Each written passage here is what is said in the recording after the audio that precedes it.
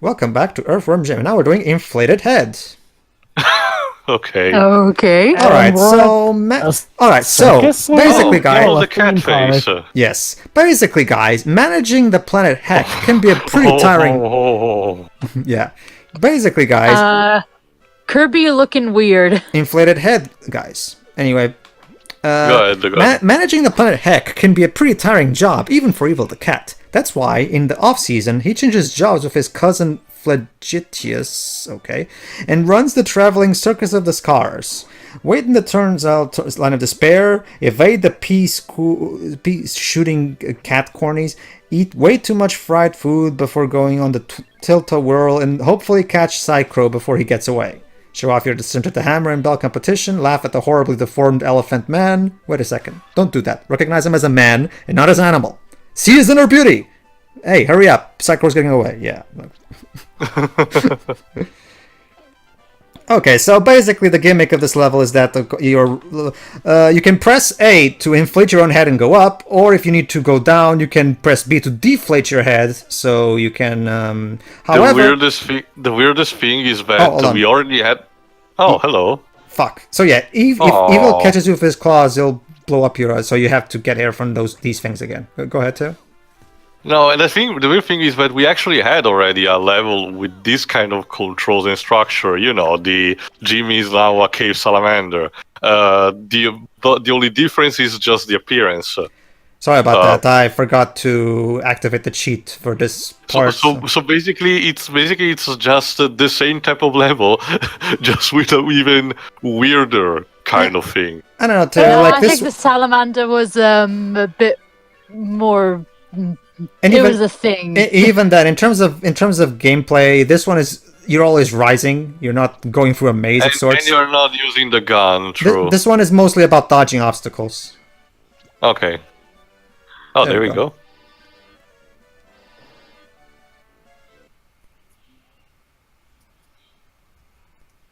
And now, Hammerhead.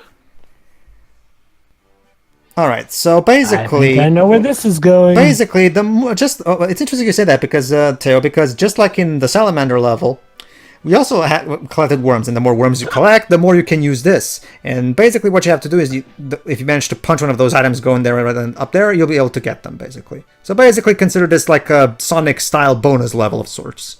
Huh. Basically, I'm not gonna get the minimal ones. Fuck.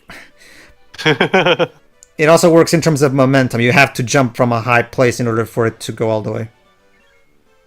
Like if you do a short jump, it doesn't work. There we go. All right, we're done. On to the next planet. Oh, guess that's it. But this is a weird way for space travel. let's just assume he went away. Thank you. You successfully crushed yourself. Great job, kiddo. Well done. And now ISO 9000. Basically, Theo, this is the planet that handles all the bureaucracy of the universe. Oh boy. Oh. Ew. So there you go. Basically, this entire planet comprises of nothing but reports, statements, forms.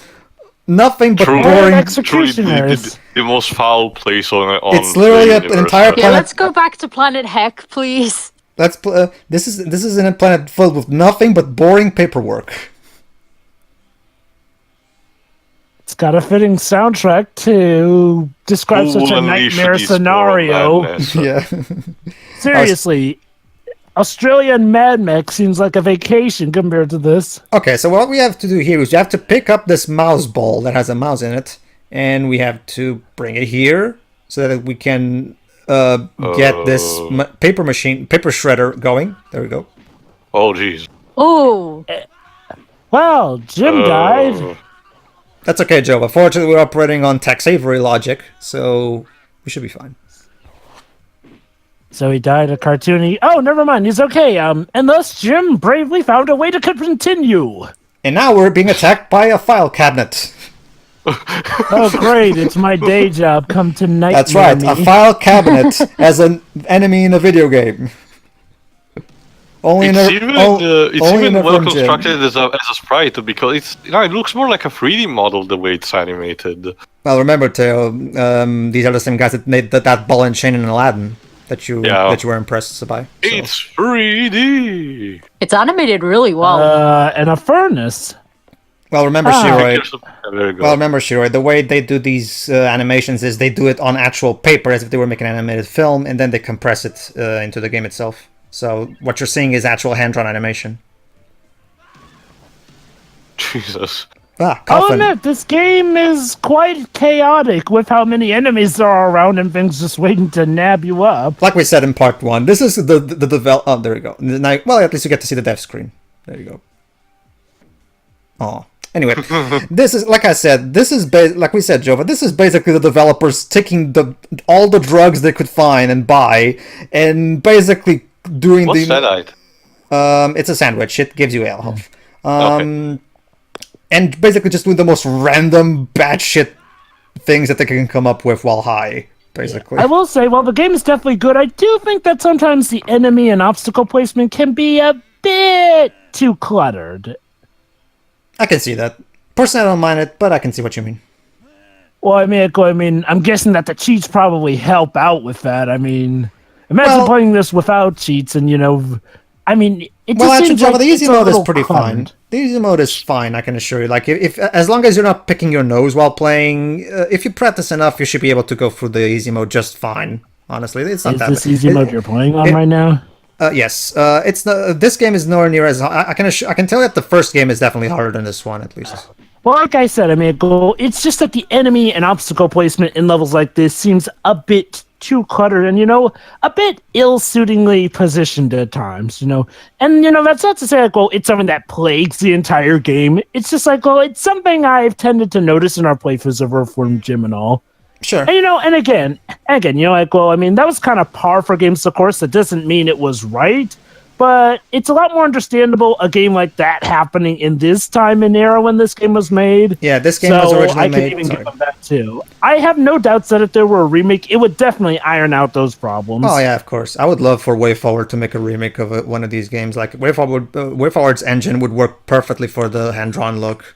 But anyway, I guess it would be a matter of them needing to get the right license, because I'm sure WayForward would definitely be interested. I mean, heck, they've even made a demake of The Mummy, and then it's not more. It's a demake only in title because there wasn't a game built around that to demake. It's basically a fancy word for saying that they made it a 16-bit game. Basically, and Jova, it was better than the movie. Sorry. Yeah. Basically, Jova, the first game came out in 1994, whereas this game came out in 1995.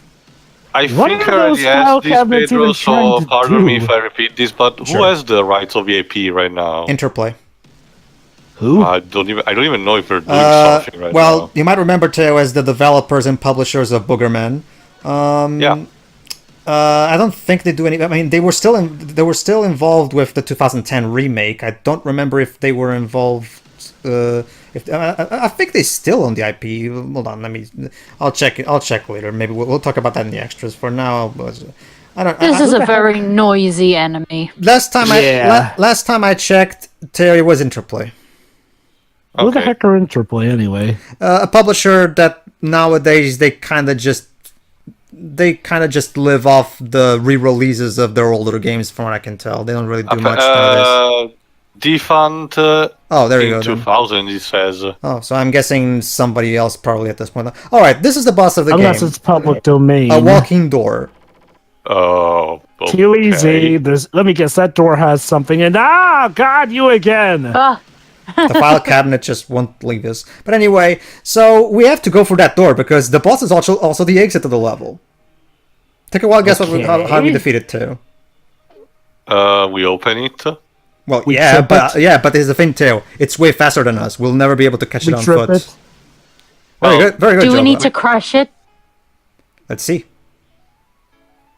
Oh, I get it. The foot protruding from the wardrobe means that it's gonna what's the name? Trip it. Trip. Thanks. We're gonna use Smash Bros. Brawl logic. Yes. Fortunately, there you go. Basically, Well, to be fair, in Brawl, you would trip regardless of whether something that was actually meant to trip you was there. At least in Smash 4, Yes. it's strictly just with stuff like banana peels and certain attacks.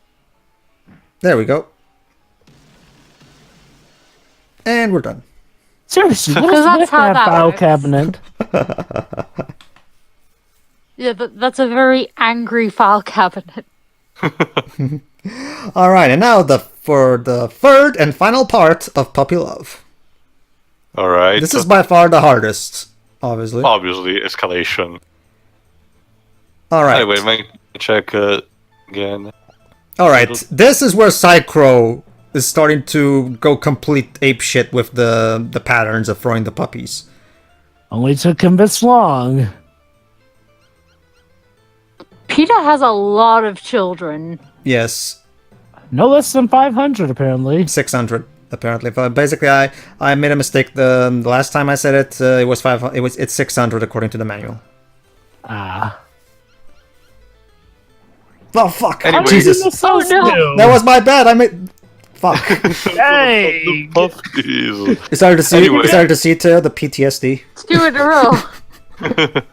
Apparently, the last thing that Interplay actually published was a WiiWare title in 2012 called Stonekeep Bones of the Ancestors. Oh no, this is horrible. They even look like plush toys instead of normal puppies. Yeah, What if they I'm pretty sure secretly that's the are? idea too, so that they can look all the cuter, so that they will be all the funnier when they crush and die. Yeah, imagine making photorealistic puppies and throwing them. All right, sorry, Peter. I'll try to. Oh, that was close. Why Hey. is he using a marshmallow to bounce them? Because it's bouncy, I guess. Because gameplay is Shiroi. And hey, we talked about PETA not attacking the person throwing the puppies. At least he's throwing the bombs at them. Yes. Yeah. Yeah. All right. Ironic that he's otherwise more there will be useful no when little he's not in a damage. superpowered state. All right. I got this. I got this. Okay. Well, Jesus. Oh god. It's like He's what Ah, people said in DBT. You can do it! Ah! Oh, you stood on one. How could you?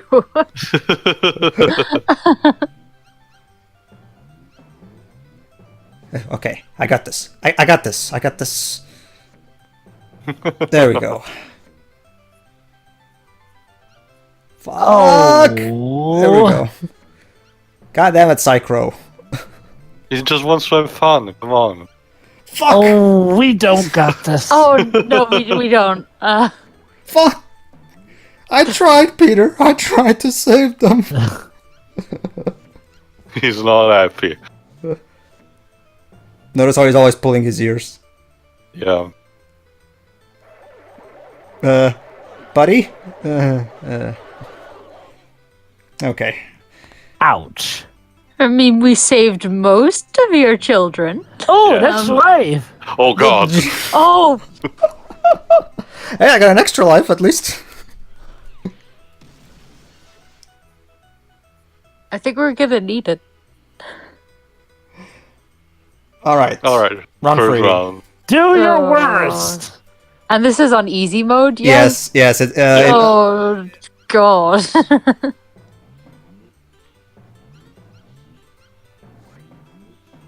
Fuck. Anyway, might as well tell you guys about something about in the. There was Go one ahead. tip from the manual of the first game that I forgot to mention. ahead. Hints and tips. One of them is surrounding yourself with Earthworm Jim action figures, watching the new TV show, and buying anything with Earthworm Jim or Shiny Entertainment's logo on it will automatically make you the coolest person in your neighborhood. How does that help me Certified. save the puppies, though? Oh, and here's another tip, Shiroi. Making cookies with butter-flavored shortening rather than butter or margarine helps them, keeps them from flattening out too much during baking. Okay. Well, Teo, this is the hints and tips section, so... It has to be important. Alright. After this, we have 2 more levels, so... Well, I'll admit, it's a nice melody. It is like I said, regardless of its Again, certainly better than. Wait, I get it. Now I get why it was included in Spider-Man 2, because it deals with tarantulas. Yeah. That kind of makes sense, yeah. It also that's the thing. Also, Jova, pizza was invented in the city of Naples. That means it's very associated with the music there. And hey. So there you go. It makes sense. Spider related, pizza related, and also you're in a hurry during those missions too. Too bad, but the instrumental version in that game was awful. Well, it was on the PS2. What did you expect? I don't know. I'm pretty sure the PS2 could do better than that. Wasn't that for the PC version? No. I don't think the PC version even had that. Oh. The PC version was a completely different game. Now Anyway, this is the level Ooh, 8. neat. Level 8. Get it? Ha ha ha. Because it's the Basically, 8th. Because it's the 8th level, and it's 8, as in we're in the past we're tense in of the- eat. You're so we're clever, the- Shiny. Go ahead. we're in the discarded act of Sonic Colors. I guess you can say that. Whoa. So yeah, basically, level 8 is nothing but food. What the heck is going on? This is the actual description of the level in the manual. We have Salt. bacon. What the heck is going on here? A planet of meat where days are measured by when the burger patty sets and rises? The burger flips at noon, the bacon is hot and sizzling, the steaks are rare and juicy, and the eggs for the steak, of course, are slightly runny. Keep away from the salt shaker or Jim will end up like a piece of those deep fried onion things your parents serve at parties. Dodge the sandwich toothpicks, destroy the bendy straws, and I love fried onions. and above all else, don't get flaming yawn mad, or you're totally forked. Remember to make an omelet, you've got to break a few eggs. The more puns we make, the better. Warning: drooling on the control pad may result in poor game performance and possible electrocution. Like the pros, please wear a bib while playing to avoid possible injury. Please don't touch the food with the snot. But Shiroi, it's the only way we can get across. Anyway, yeah. I don't care. Anyway, yeah. If you manage to get to that particular corner level, you activate a bonus level called Forked. Fork. Secret room number 37. Where are the other 36, you may I don't ask? know. I don't know.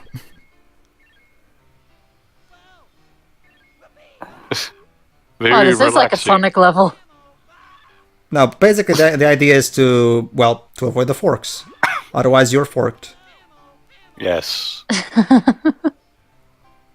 There we go. This type of censorship reminds me kind of like not censorship, but way to go around swearing. Reminds me of the Ratchet and Clank games, because those, at least with the titles, they were trying very hard to be basically as on your nose as possible. Like, that's why the European versions of the games had to change the title for almost all of them. Like I think for example, Full Frontal Assault, one of the last ones, or one of the more recent ones, also All for One, originally was supposed to be called Foursome. Yes. So that's Insomniac traditional humor. Yeah. Alright. Bonus level concluded. And now back to level 8. Alright, let's see. Ooh, Snail. like a parasol? Okay, seriously, who's overdoing it with the salt? That is one of the worst Yeah, ways to ruin a good piece of meat. Yeah. But not to mention, Jova, most of the things that are being grilled here don't really need salt already. Yeah, so- they're already kind of salty. Seriously, save the salt for the smash reveals. We You're- have to you're use go- the eggs to step on the stove. You're gonna Of get high pressure if you keep with the salt. Yeah. At least they know that the rest steak is the best steak. Lauren knows, though, with this amount of salt, you'll practically kill a person with dehydration. Yeah. Kinda, yeah. With this amount of salt, you'll make Pearl blush. I know, right? Heck, with this amount of salt, you'll actually make Lapis give up. Ammo. Okay. Alright. And a random block of cheese in the background? Where it's like, It's on top- it's on yes, top of a burger. cheese. Basically, the background here is a gigantic grill. I gotta say, alongside ribs, cheese are one of the absolute royalties of food. Groovy. Oh, fuck. Still, though, who the heck wants salted worm with their meat? That's a I'm good... not sure that much will remain. Salt to basically it's like acid for invertebrates like worms. Mm-hmm. Well, someone apparently wants it with their meal. There we go. Thanks, Snot. I can't stress enough how some of Jim's hurt cries are so gut-wrenching. Yeah, Doug Tenaple got on the studio and he just record pretend that you're having your intestines. They Rip actually apart. stubbed his toe in the recording process. Possible. Would not surprise me. It's not even just that. Like, if you check out the cartoon, Jova, Dan Castellaneta is amazing as a Earthworm, Jim. Absolutely. I mean, Dan Castellaneta is definitely one of the best English voice actors I've heard in pretty much everything he's in. Well, I'll give the man credit. He's been Homer Simpson for so long, and he still doesn't sound bored. And he was great Flaming as the yawn. genie. All right, so the boss battle is On top of a very bad pizza, I guess. a piece of Or steak. is it an omelet? It's just a weird perspective of Wait. a pizza box. We're fighting a piece of steak on top of a pizza. Hmm. You hungry yet, Shirei? Sorry. I lost this my appetite. Yeah, this is not the food in Final Fantasy 15, so no, it doesn't work. I don't like my steak sentient. Basically, Teo, notice you can only step on the pepperoni. You cannot actually step on the rest of the pizza. So otherwise you'll drown in the pizza. Ripping pepperoni. Really? Jeez. It must be an undone pizza then. Yeah, it's a I really guess bad. It's a really bad pizza, like Teo said.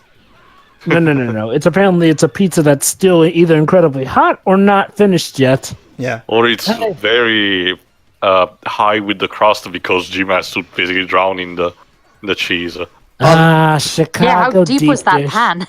Even though I'm not doing it because I'm exploiting my invincibility cheat. Like basically, make sure you always jumping from platform to platform, so you make sure you don't get hit by. So basically, this boss battle is all about constantly dodging by jumping to the free platforms and always trying to shoot him whenever you get a chance.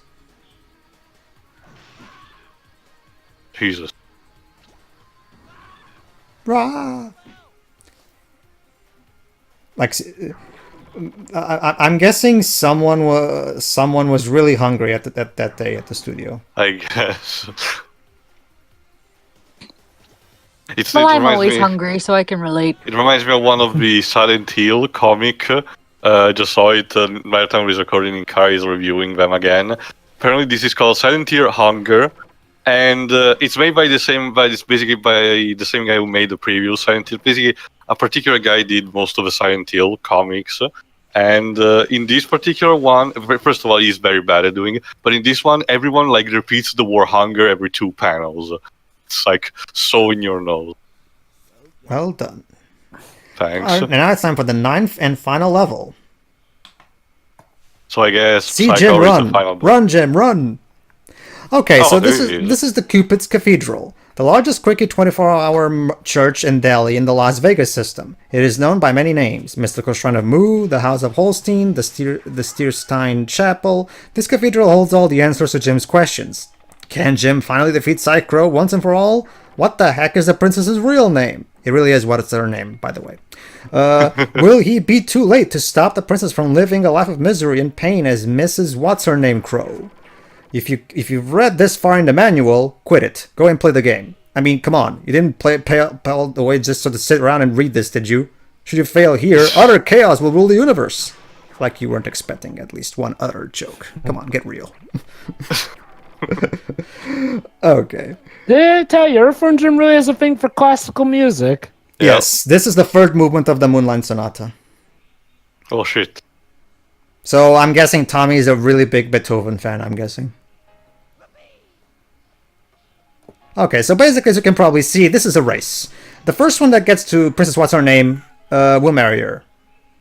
So it's a mixture between the gourmet race from Kirby and the kind of finale of Super Mario Odyssey.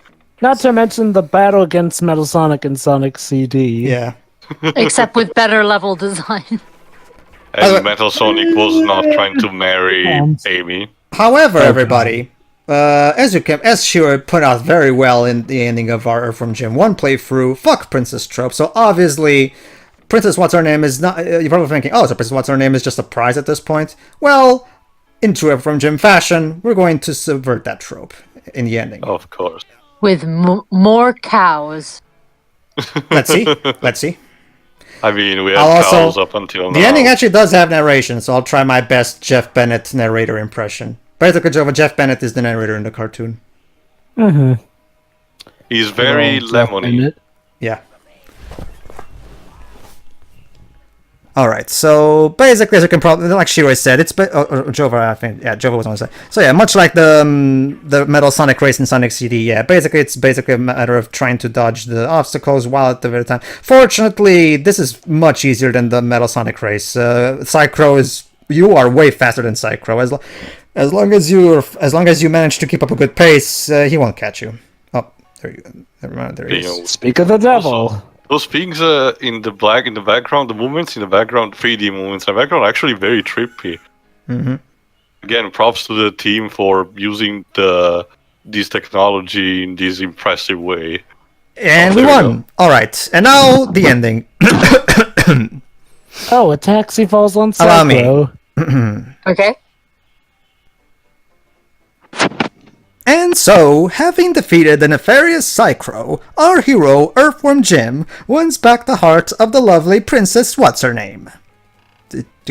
Called it. I called it. She's a cow in disguise. And so, having defeated the nefarious Psy-Crow, our hero, Earthworm Jim, wins back the heart of the lovely cow...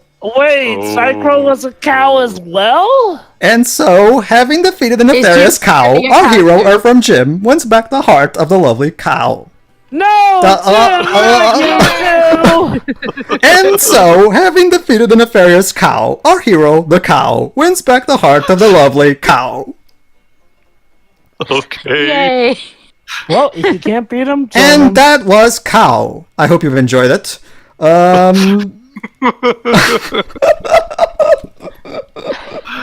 Oh, now I get it. Such an improvement over the first ending. So everyone was cows. What a twist! Yeah, that's some Shaman shit right there. You know what's the interesting thing? The game was constantly throwing big hints at us about this. Let's think about this for a moment. First of all, the Salamander level established that we can have these zip kinds of suits, and the game has been throwing us cow imagery ad nauseum throughout. Deepest Not to lore. mention the Anyone cows can be a regard Jim zip-up as a true costume. hero of them, so there you go. So yeah, that was Cow. Shiroi, what's your final thoughts on Cow? I didn't think they could. Shiro, don't exist, stop work. I didn't think they could be more ridiculous than they were in the first game. But I think Is that a challenge? the salamander won it for me, honestly. That is some imagery that will take a while to repress, I think. Well, Jim looks happy at least. Anyway, so Yeah, he's actually been going through a range of emotions throughout this. So go ahead with your thoughts then. The music is fantastic, as was in the first game. I actually this is more of just an aesthetic thing, but I actually preferred the way the sprites looked in the first game. All right. That's probably just there's nothing wrong with the ones in this game. It's just more of a preference thing. All right. What are these guys smoking? I don't know, Shiroi. In this case, for the purpose of this song, Shiri probably helium. You know, I really gotta Whatever wonder it is, it should probably be really fucking illegal. Lord knows, this soundtrack is giving me Spiral Mouth vibes. But anyway, that's all I have to say. It's hard to talk about this without maybe some alcohol. I don't know. So, Terry, what do you think of Cow? This is just a lot of fun. It's the Earthworm Jim drinking game. Drink every time you see something weird. You will not survive the experience. Actually, No, Teo, you won't survive. Actually, Teo, allow me to correct you there. His name is Cow. So if you please get it right. Actually, wasn't it one of the quiz questions in the Jimmy's Cow. Like, what's Jimmy's real name? no, actually, it was anyway, how does Jim spell his name? That was the question, Oh. actually. Go ahead, what do you think of Cow? Yeah, it's probably the best. To me, it's the best of the two games. The sprites are well defined. It's a natural expansion, basically. The dev team found everything that worked for the game and amplified it.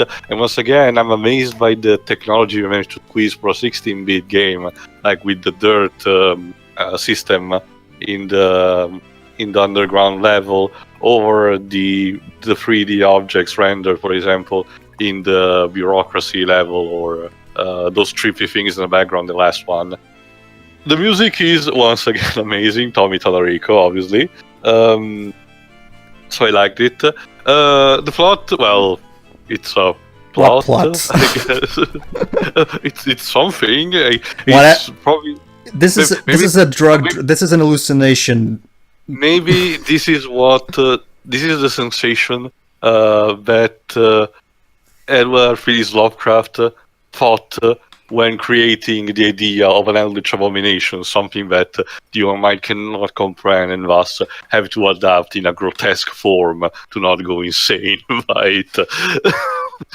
But yeah, it's really fun overall. I'm sort of agreeing with Jovan. I honestly think even if this one is easier than the first game, it's still a bit too punishing. Should have been maybe slightly easier, but again, it's a thing that games of that time did, so I'm not too surprised by it. But again, yeah, it will definitely benefit like a remaster or a remake for modern system. Just also that more people get to know, because it seems to me that this series may be a bit underappreciated these days, and the more time Sadly. it passes, the more it's going to become obscure. So same also for the cartoon that I saw in the meantime, thanks to Pedro. It's probably one of the best adaptation from a video game that could have been done. So it's a bit of a shame. I hope the future will be well enough for this franchise. Yeah, this franchise deserved a lot more than that shitty HD remake, which we'll see in the extras part, everybody. But anyway, I'm done. Thanks. Go ahead, Jova. Yeah, okay. Okay, I definitely enjoyed the sequel. I will say, though, I kind of like the first game more, but I'll explain. First off, I prefer Jim as, Jim, like, well, a good old worm, I mean, come on, Jim, you don't have to change yourself to be a cow just for us. Okay. The soundtrack here is definitely great. Like, I do love the renditions of a lot of the classical tunes. I will say, though, that, the first game does sort of get a bit of an edge in the soundtrack department for me, if only because of Buttville the Descent and how awesome that is. Not just that, I actually agree. Not just because of that, but because there's a bit more variety to the soundtrack in that one. I will agree with that, yeah. And I will say that I kind of agree with you. It's like, well, Jim's sprites in the first game did kind of look a bit more cooler and everything. Don't get me wrong, they're a lot funnier in this game. But I will admit, I did kind of prefer the coolness factor. Also, I do feel like I love how weird this game is. I do feel like the sequel can get a little too weird for its own good. And that's not to say that it's necessarily a detriment. It's like, well, I feel like, well, maybe they could have left in some things from the first game. Like, well, if there's one thing I did like about the first game, is like, it was like how everything felt like a natural progression. Like, well, with okay, maybe we could have gotten rid of the space races with Psy-Crow, but all the same, I mean, it felt like it felt like a building up epic enough. Whereas this one, yeah, we got the random transitions and whatnot. Not my favorite, but back to what I do love about this game. The variety here is definitely nice with the level variety. Again, it has a lot of what I love from the first Earthworm Jim game. Although I do kind of find it weird how sometimes we literally just pass through without even a boss fight sometimes. And I'm not talking about funny encounters with, Jim the Fish. No. That's funny, but I do think, well, the part with, the Evil the Cat, like, we don't even fight him. I do feel, again, this is kind of a bit of a downgrade from the first game. It's like, oh, I would have loved to have seen more of these new bosses and whatnot. Here it feels random. Again, the best way to sum it up, I love this game almost as much as the first Earthworm Jim game. I do feel like maybe it gets a bit too random for its own good. But hey, that's not to say I knock it either way. It's just that it could use a remake to, maybe keep things a bit more controlled. All the same, though, still a great game. Sure. All right.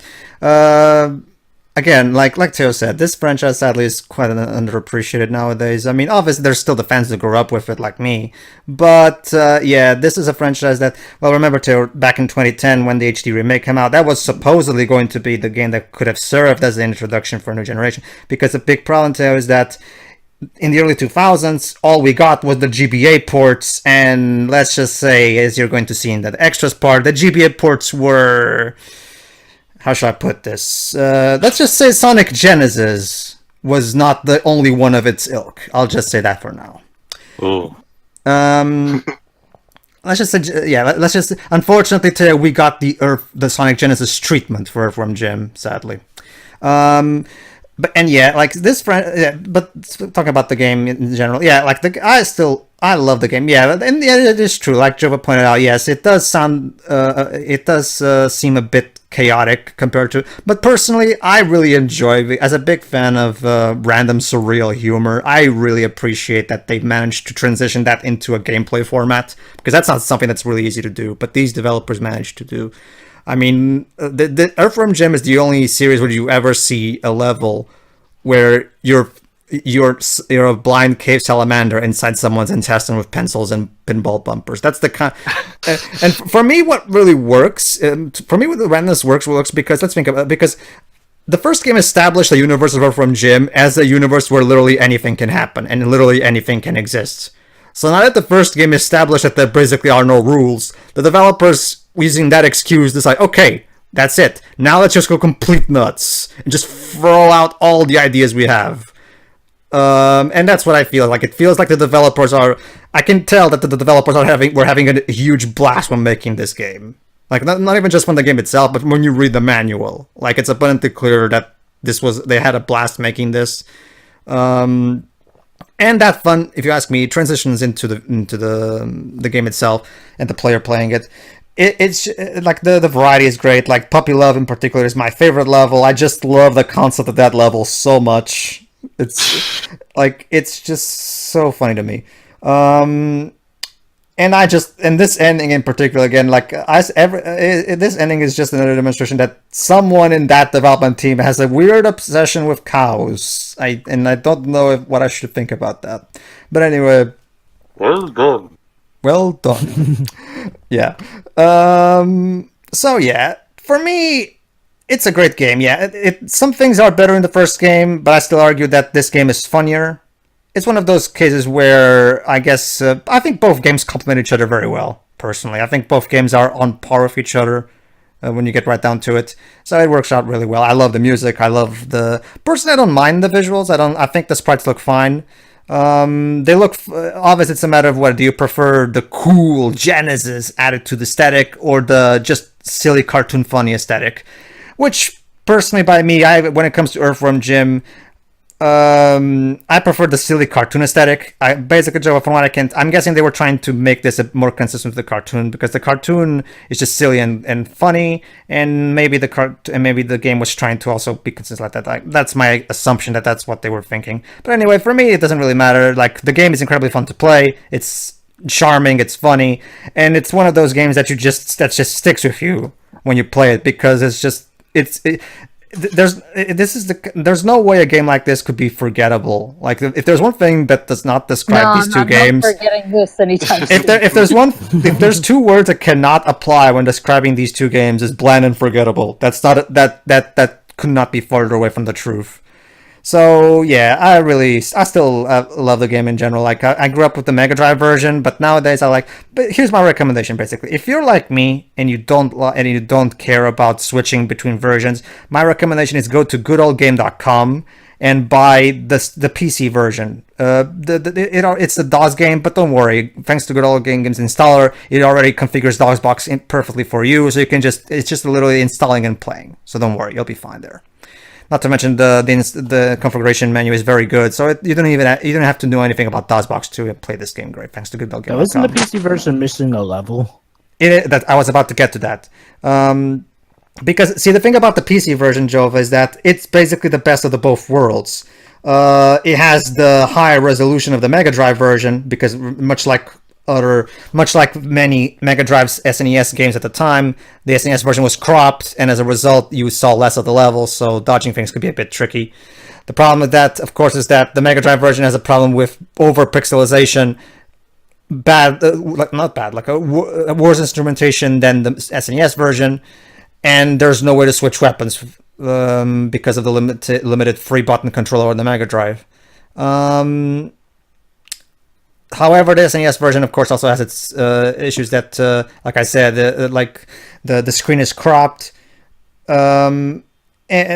So basically, if you want to play this game the best way, for me, it's the PC version. As for Lorenzo's Soil, the level that's missing, I recommend. I don't think that Lorenzo's Soil is a great level. I don't think it's essential. So I think you can play it on the Super Nintendo version if you want, or even the PS1 version if you have it, because it will allow you to play with the CD audio. However, if you don't want to bother the whole game switching thing, play the Super Nintendo version. That's the best version when it comes to playing it all throughout. However, I still really appreciate the high resolution of the PC version and the overall sprites that are not pixelated like they are in the console versions. So that's about it for me. So tune in for the extras part, everybody. So, because we're going to see a lot of cool stuff in the extras part. So see you then. Don't have a cow. See you, everybody. Yep. See ya.